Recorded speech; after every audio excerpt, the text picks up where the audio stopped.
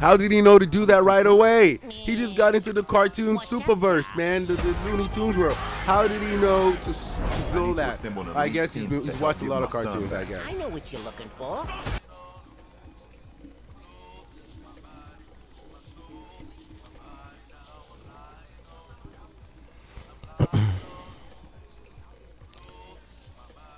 So right off the bat, you can see they're trying to give this an emotional core, right? They're trying to ground the motivation of the story in an emotional core to make you care about it more.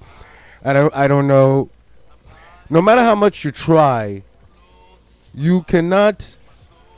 There's no reason you could come up with that'll justify anybody going into another universe, a company's universe, to play basketball in order to save their son.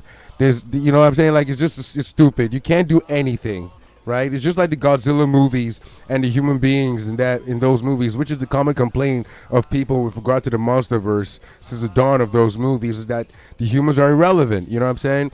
No matter what they say to try to give the monster chaos context within narratively speaking, it'll never work. Because there's no reason you could come up with to justify why two giant monsters are fighting. And here as well, like there isn't anything you could come up with to justify why this is happening. Now look at this, for example. Another thing that I noticed. So he lands in the cartoon world, and how does he know to do that right away? I guess LeBron has watched a lot of cartoons. You know, I really have to commend LeBron's acting here. He reminds me of the great performance that Michael Jordan gave during his Space Jam. Like, people are always dogging basketball players for trying to do more than just play basketball, which is like, you guys are just hating. Like, if a basketball player wants to rap, he should rap. If he wants to be a cartoon, he can be a cartoon. Like, these guys, they're very talented. They can do anything and everything, okay? Yeah. So this movie is brought to us by someone called Malcolm B. Lee, produced by Ryan Coogler. You know, Wakanda Forever. And why is this doing this? Stop that. Yeah.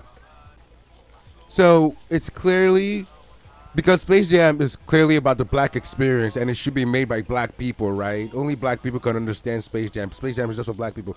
So it's being made by a black guy, Malcolm B. Lee. And I looked this guy up, and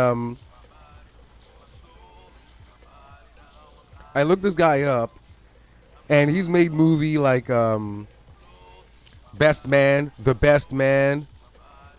The only thing close to this that he's made, like similar in tone, closest to this that could maybe qualify him to make this movie, apart from him being black, is that he made Scary Movie 5, which is the best scary movie of all the other scary movies. So they kind of ground this in reality quite a bit because LeBron James is the king. So clearly he's the king of his household. Like, he makes everybody join in on Taco Tuesday. So if you're not about Taco Tuesday, doesn't matter. He's the king. You better Taco Tuesday, you know. So they tied it to the story here. He's clearly dominating the boy. As the boy says, you don't want to let me be me. You the king, but I want to be king too. So, so it's clearly about him giving the kid space to grow. And the kid gets kidnapped by Don Cheeto, who looks very good for his age. And this is weird because, so he calls this the server verse, but it's more like the Warner Brothers verse because it's all Warner Brothers properties. And I think this is kind of a vehicle to reintroduce kids to, the world to the Looney Tunes. Like, do people still care about the Looney Tunes? Like, do people still know who Bugs Bunny is or Daffy Duck? Like, there's a reason why these cartoons are outdated. Like, look at this guy, for example, In today's anti-gun culture, like, this guy wouldn't fly. Like, they'll cancel him. They'll cancel him hard. He will have to go do Ari Jam with Jeremy Piven.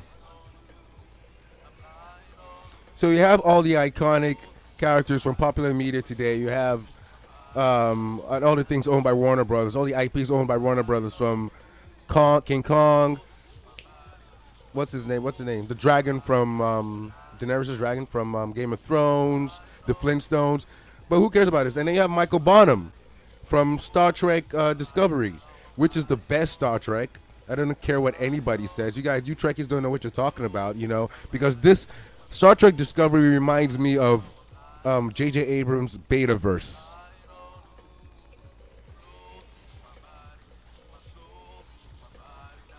Yeah.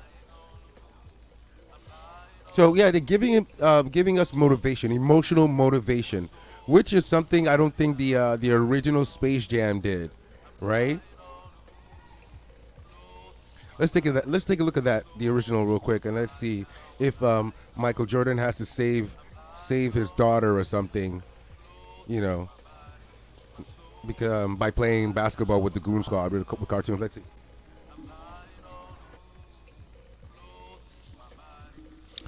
Yeah, so this is the original Space Jam movie, which is all about similar idea: the world's greatest versus the world's greatest. The world's greatest basketballer teams up with the world's greatest cartoon character, Bugs Bunny, right? Not about the world's most iconic media franchises or the Warner Brothers catalog universe. And they don't waste time by just sucking into the universe because you can't explain why this is happening, no matter how hard you try. Like, there's no emotional weight you can give to this movie to make it, to give it any substance. There's nothing you can say to explain why a basketball player goes into a cartoon universe and sees Bill Murray and plays with a bunch of cartoons. Like what's his reason for? Maybe he's trying to win an opportunity to start a third NBA career or to save his kids or whatever. They don't waste time with that, and I believe it's a better movie because of it. But the new movie, Space Jam Legacy, they're trying to give it some emotional weight, right? They're trying to make you care about it, and I think it's weaker for it, right? They should lean more into the insanity, you know.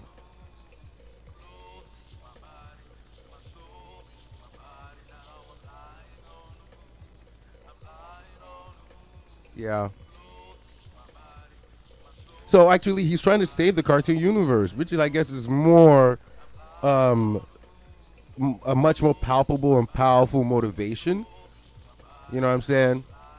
Than trying to save his kid because King Don Cheadle of the Warner Brothers catalog universe has kidnapped your child, so you can come to his universe to play basketball, whatever, with the Iron Giant and the Flintstones, whatever.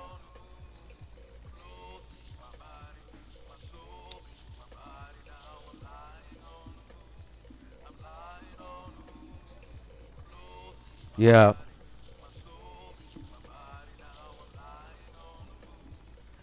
yeah. This movie's all over the place. Yeah, I'm getting major Ready Player One vibes from this. Major Ready Player One vibes.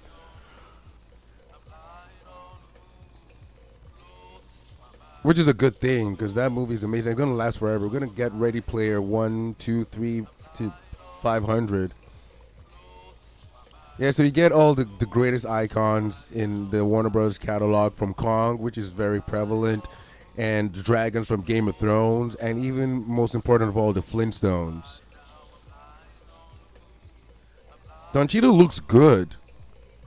It was a good idea them going with a cartoon version of him instead of the wrinkle ass version, real life version of him for this movie.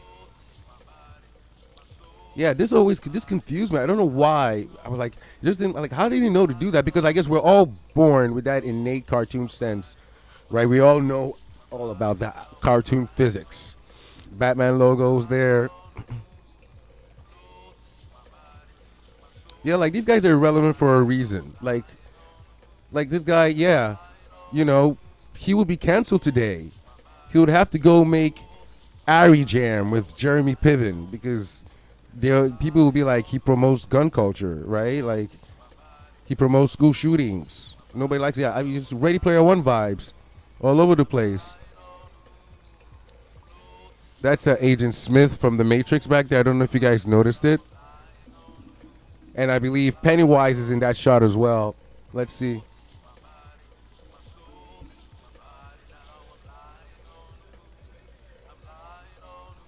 There he is. Oh crap! I missed it.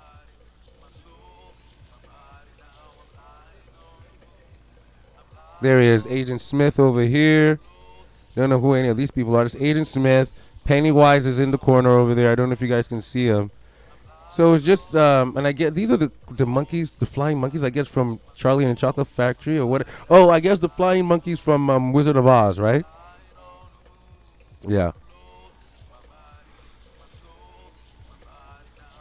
Porky Pig. Yeah, and it's weird about the Goon Squad. They're just all over the place. Who's Snake Lady, Spider Person, Water Person? Like this was an opportunity for them to use like some very popular and iconic bad guys. You know, you got Michael Bonham from the amazing Star Trek Discovery, from J.J. Abrams' Betaverse. If you haven't seen that, it's great. I love the Betaverse more than Trek Prime. I guess that's what they call it. This looks amazing. I can't wait to see this. It's not going to be a waste of time at all. Dude, and the thing about this is like maybe I'm out of touch. Maybe I'm not seeing the hidden substance of this, the hidden entertainment factor of this. But the way I gauge this stuff these days is through an experience where I went to see the Rise of Skywalker in the theater, and I had this huge bag, jumbo size of Skittles, right?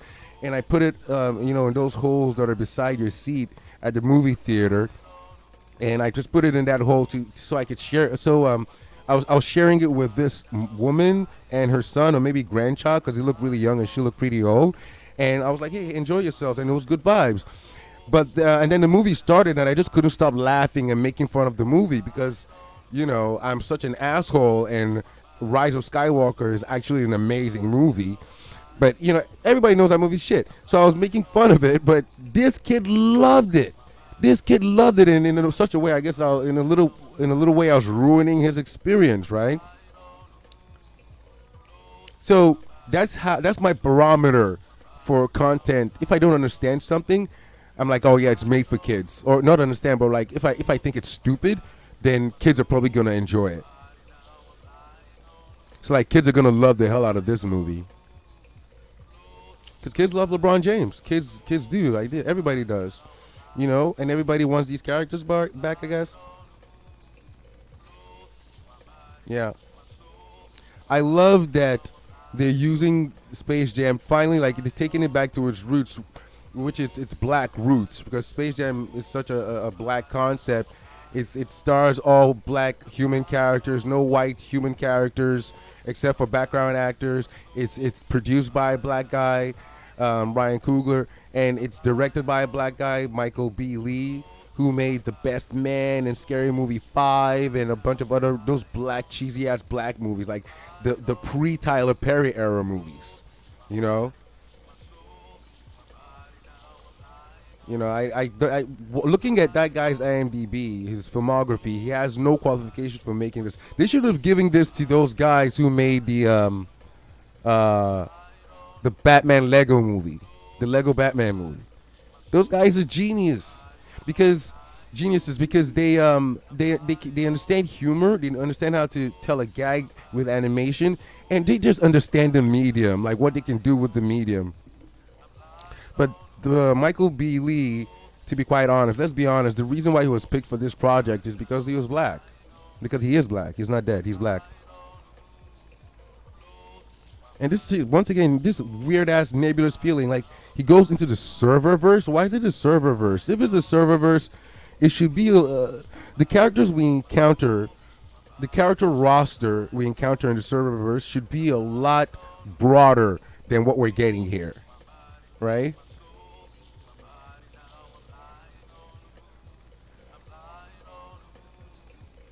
But I guess Don Cheadle does say send them to the rejects, right? So, which is Looney Tunes, the rejects now, I guess, yeah.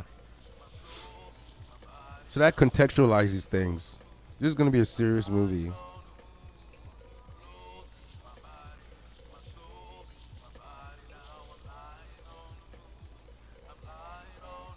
Malcolm D. Lee, yeah, look him up. Anyway, all right, folks, that's the Space Jam trailer. Have you seen it? Am I missing something? Am I being too much of a hater? Let me know in the comments below, or let me know through your likes or dislikes. Maybe there's something I'm not seeing. Please enlighten me, because I want to love things. I want to enjoy things just like everybody else. I want to love and have fun with things, right? So I want to see the good in this new Space Jam movie, and maybe the fact is it's just not made for me, right? But after you've got movies like The Lion King and even The Little Mermaid, where in Aladdin, like a bunch of movies, or Monsters Inc. or The Incredibles, a bunch of movies that are nuanced enough that people of all ages can enjoy them. Like Space Jam could be that, right? But this doesn't seem like. This just seems really, really silly.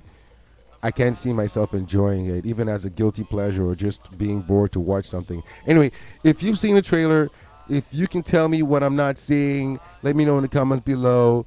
Other than that, thanks for watching, and please like, subscribe, hit that notification bell, and I'll catch you next time. We live in a society.